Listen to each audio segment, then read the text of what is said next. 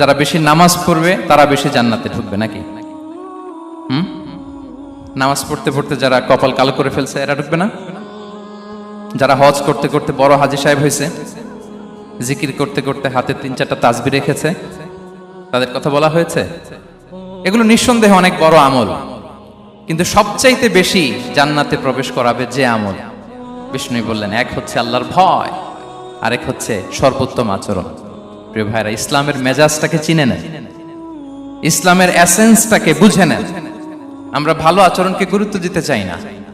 অনেক নামাজি লোক দেখবেন নামাজ পড়তে পড়তে কপালে কালো দাগ ফেলে দিছে, বাসায় বউয়ের সাথে খারাপ আচরণ করে, খিটখিটে মেজাজের, প্রতিবেশীর সাথে শুধু ঝগড়া, কলিগদের সাথে ঝগড়া, মারামারি, দুঃসম্পর্ক, এরকম আছে না নাই বলেন? আছে না? কিন্তু নামাজি, অনেক বড় হাজি, একদিনও কোরআন তেলাওয়াত মিস হয় না, তো এত ইবাদত করেও সে ইসলামের আসল এসেন্সটাকে ধরতে পারে নাই। বিষ্ণু বললেন, সবচেয়ে বেশি জান্নাতে প্রবেশ করাবে যে দুটি আমল, একটি হচ্ছে তাকওয়াল্লাহ, আল্লাহর ভয়, আরেকটি হচ্ছে উত্তম আচরণ, সর্বোত্তম আচরণ।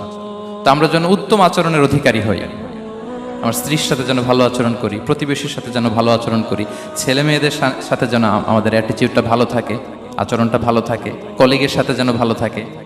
বিশ্বনবীর আচরণ যেমন ছিল তেমন আচরণ যেন আমরা গড়ে তুলতে পারি। আওয়াজ করে পড়ুন আমিন।